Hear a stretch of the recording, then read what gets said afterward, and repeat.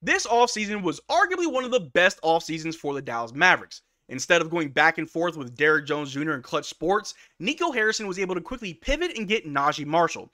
Instead of sitting on Tim Hardaway Jr.'s horrible contract, we found a trade suitor with the Detroit Pistons and got back Quentin Grimes. And the icing on the cake was able to convince Klay Thompson to come play for Dallas instead of going home to Los Angeles and play for the Lakers. Nico Harrison was a man on a mission and wasn't satisfied with just making the finals. He wants to win the finals. And over the last few weeks, over the course of free agency on this channel, we covered all the players that were linked to the Dallas Mavericks that we had interest in. And one of those players was Jerami Grant. And an article that just came out the other day said that the Dallas Mavericks dodged the bullet by not pursuing and getting Jerami Grant. So in this video, we're going to break down that article and see whether or not we should have been more aggressive in our pursuit, or maybe the players that we did get were the right moves. But how's it going, everybody? My name is Marcel Martin. This is Mavs Digest, bringing you the latest news on everything Mavericks related. And before we get started with today's video, only 9.4% of you guys watching have that bell notification turned on. I'm trying to bring you the best Mavericks content as often as possible. It might be the off season, but it's not my off season. And if you want to be up to date on everything that we do, make sure you ring that bell. I'd appreciate it greatly. But like I said in the intro, Jerami Grant was a player that was linked to the Dallas Mavericks, someone who I believe would have fit pretty well if the money and everything else looked good. I think Jerami Grant would have been a great addition to this team. A lot of people are saying that we need to find a replacement for Maxey, maybe a proper 4, and that player is definitely Jerami Grant. But I do believe that the moves that we made were good as well. But if we just take a skip down memory lane, the Dallas Mavericks have checked in on Jerami Grant. Teams have tons of conversations about potential trades at this point in the league calendar. Several teams, including the Mavs, have checked in on Jerami Grant's situation in Portland. Grant, who is 30, is entering the second season of a 5-year, $190 million contract with the Trailblazers. Now, Jerami Grant is a good player. $190 million player, I'm not too sure about that. He is 30. He would be about 33 at the end of his contract. So is that enough money, or is that too much money that you want to pay someone that does have good production? His rebounds are kind of low, but would that really be a good move for the Dallas Mavericks? I don't think it takes a college graduate to see that much money, that big of a contract, isn't something that you want to take on.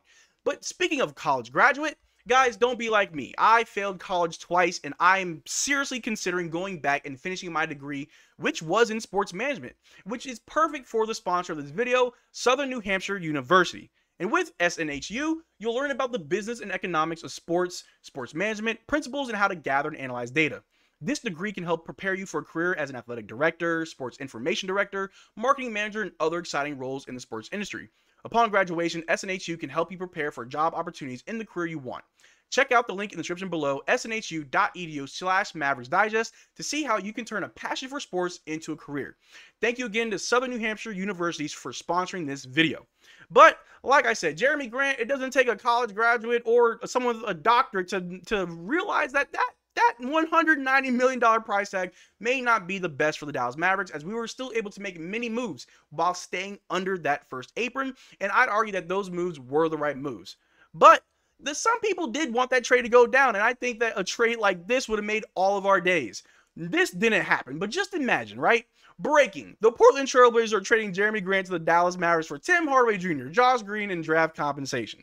Now, that might be what some people wanted to hear, but that's also something that could have happened, as the Portland Trailblazers were looking for 2 first-round picks for Jerami Grant.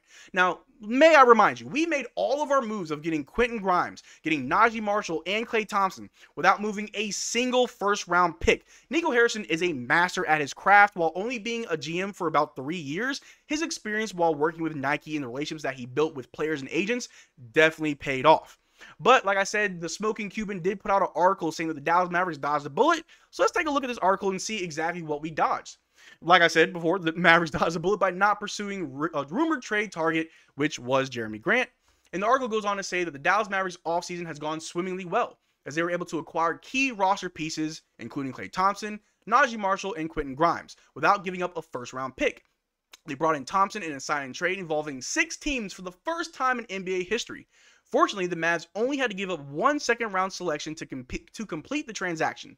But in an interesting turn of events, the organization netted a second-round pick to make up for the one sent out. And again, just more props to Nico Harrison. We were able to get a Hall of Fame player, someone like Klay Thompson, who will make the Hall of Fame, a 4-time NBA champion, as well as well as a 5-time All-Star in Klay Thompson, and all we had to give up was Josh Green and a second-round pick, and we got another second-round pick in return.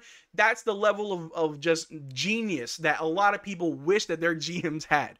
But the article goes on to continue and says, recent reports about Grant have shown that Dallas is likely better off not chasing after the veteran forward because the Blazers have apparently made it hard for the Lakers to land the coveted trade target. According to Sean Hyken of the Rose Garden Report, Portland is trying to collect 2 first-round picks from Los Angeles in exchange for the former second-round draftee.